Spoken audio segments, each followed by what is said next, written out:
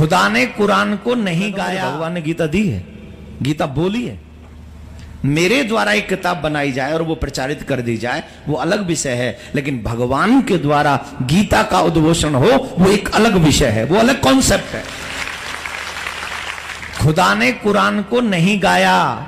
जिनको बाइबल खुदा कहती है या ईश्वर कहती है या जो भी गॉड कहती है, उस गॉड ने उस बाइबल को नहीं गाया, लेकिन मेरे कृष्ण ने गीता को गाया।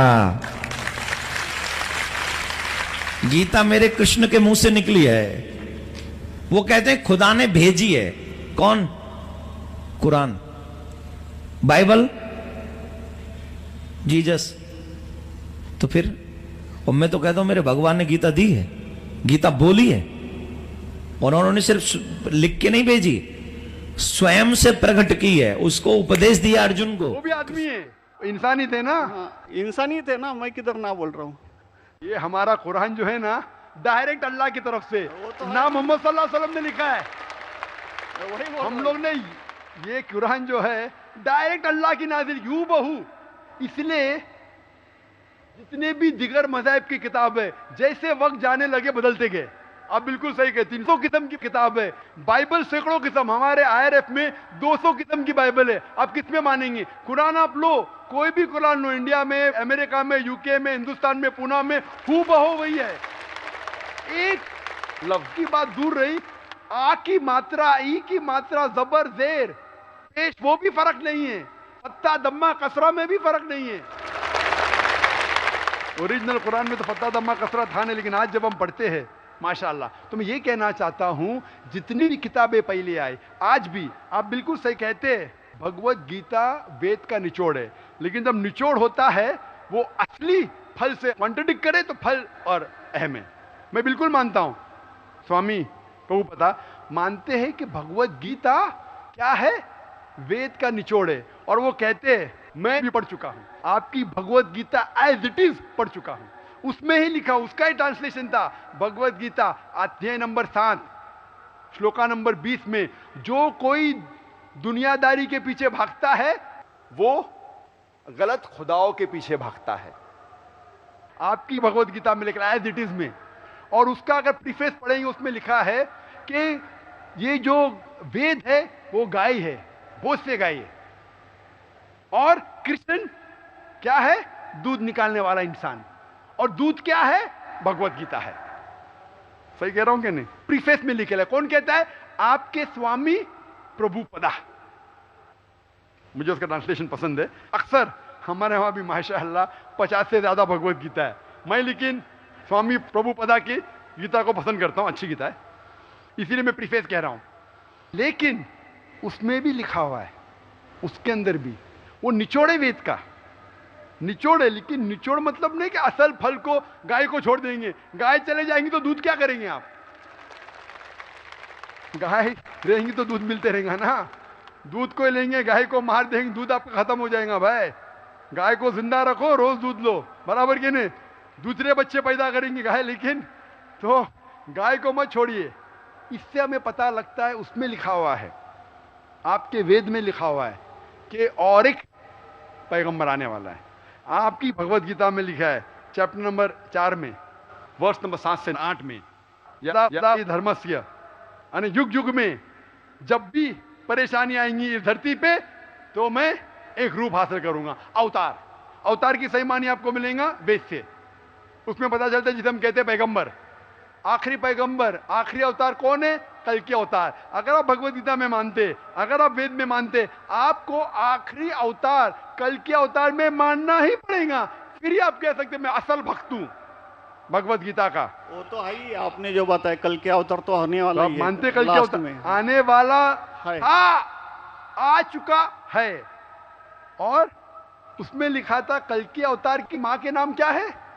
सुमति। सुमति की मानी अमन, अरबी में कहते हैं आमिना। मोहम्मद सल्लल्लाहु अलैहि वसल्लम के वालदा का नाम था आमिना। उसमें लिखा है कल के अवतार, चैप्टर नंबर, अभी हवाला भी दे रहा हूं मैं, टाइम मिल रहा है ना। कल के अवतार चैप्टर नंबर 2 वर्ष नंबर 5 श्लोक नंबर 5, 7, 9, 11, 15। इसमें लिखा है कि उसके वालिद का नाम है विष्णु यास। विष्णु यास मतलब खुदा का बंदा, अरबी में तर्जुमा करेंगे अब्दुल्ला। मोहम्मद सल्लल्लाहु अलैहि वसल्लम के वालिद का नाम था अब्दुल्ला। उसमें लिखा है वो इसी जगह में पैदा होंगे जो अमन की जगह है। हम मानते हैं कि मक्का एक अमन की जगह है। उसमें लिखा है कि वो उस फैमिली में पैदा होंगे जो उस इलाके के अमीर होंगे। हम जानते हैं कि कुरैश के फैमिली में पैदा हुए थे मोहम्मद सल्लल्लाहु अलैहि वसल्लम। उसमें लिखा है कि वो 12वीं तारीख माधव के दिन पे पैदा होंगे। वो 12वीं रब्बी अव्वल मोहम्मद सल्लल्लाहु अलैहि वसल्लम पैदा है। आगे आप पढ़ेंगे वेद में लिखा है कि उसके 4 करीब दोस्त थे, जिसका मैं जिक्र किया हूं। 4 करीब दोस्त मोहम्मद सल्लल्लाहु अलैहि वसल्लम के थे, जो हजरत अबू बकर, हजरत उमर, हजरत उस्मान, हजरत अली। मैं अल्लाह भी मौल, अल्लाह ताला की रहमत सब पे हो। किसके बारे में जिक्र करें? उनको सबसे पहली जो वही आएंगी वो आएंगी एक गार के अंदर। हम जानते हैं मोहम्मद सल्लल्लाहु अलैहि वसल्लम सबसे पहली वही आए गारे हिरा में। फिर वो करेंगे हिजरत, नॉर्थ की तरफ फिर से वापस आएंगे। मोहम्मद सल्लल्लाहु अलैहि वसल्लम हिजरत की मदीना जो नॉर्थ के ऊपर है फिर से वापस आए। मैं तो 1 घंटा सिर्फ तस्करा कर सकता हूँ मोहम्मद सल्लल्लाहु अलैहि वसल्लम हिंदू धर्म में, वक्त नहीं है। मैं ये पूछना चाहता हूँ, आप मानते क्या इस कल के अवतार में? आप मानते मोहम्मद सल्लल्लाहु अलैहि वसल्लम आखिरी पैगंबर है?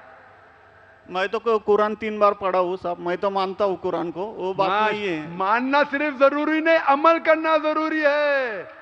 मैं कहूंगा मैं खुदा को मानता हूँ, खुदा की बात पे अमल ना करता हूँ तो बेकार है। मैं कहता हूँ मैं मेरे वालिद से बहुत मोहब्बत करता हूँ, वालिद की बेइज्जती करता हूँ, वालिद की बात नहीं मानता हूँ, वालिद से बदतमीजी करता हूँ, तो क्या फायदा? आप समझ रहे ना?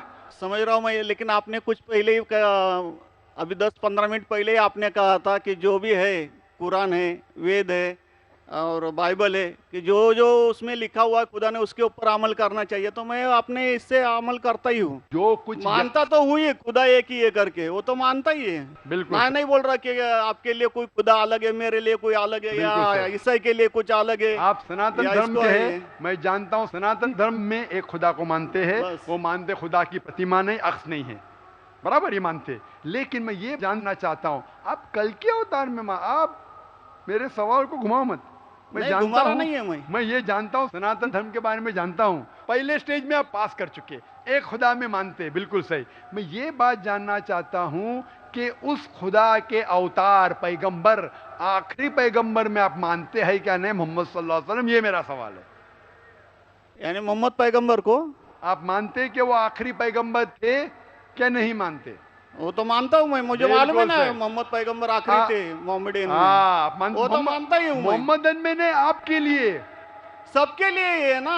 बिल्कुल सही। तो कोई धर्म, कोई एक मजहब का थोड़ी रहता है गुरु, तो सबके रहता है। वो एक मजहब का थोड़ी गुरु रहता है कि वो एक मजहब के लिए, वो सब मजहब के लिए गुरु रहता है। तो मानता ही मैं उसको। बिल्कुल सही। लेकिन ये कहना कि सब मजहब यकसा है हूबहू, ये सही नहीं। यकसानियत है, इसीलिए मैंने कहा यकसानियत पे अमल करो। आप बोलेंगे मैं सब हिंदू चीज पे अमल करूंगा, कई हिंदू जाते बुत परस्ती करने के लिए, आप नहीं करते, अच्छी बात है अल्हम्दुलिल्लाह, इसीलिए मैं आपको कांग्रेचुलेट करता हूं। आप बुत परस्ती नहीं करते, मैं आपको कांग्रेचुलेट करता हूं। मैं कांग्रेचुलेट करता हूं क्योंकि सनातन धर्म बुत परस्ती नहीं करता है। अल्हम्दुलिल्लाह सुम्मा अल्हम्दुलिल्लाह, आप आधे इम्तिहान में सफलता पा गए। अभी ये पूछता हूं मैं, जैसे आपने कहा, आप अगर मोहम्मद सल्लल्लाहु अलैहि वसल्लम को आखिरी पैगंबर मानते हैं तो उसके पैगाम पे अमल करना ज़रूरी है। सिर्फ पैगाम को पढ़ना ज़रूरी नहीं, पैगाम पे अमल करना ज़रूरी है। अगर मैं कहता हूं मानता हूं लेकिन अमल नहीं करता तो कोई फ़ायदा नहीं। तो ये होता है कि अपने मन से खुदा की बात, तो आखिरी पैगाम है कुरान शरीफ, और आखिरी पैगंबर मोहम्मद सल्लल्लाहु अलैहि वसल्लम में मानना ज़रूरी है। फिर ही आप सही तरीके से मज़हब को पहचान सकेंगे। Hope the answer the question. नहीं, थैंक यू।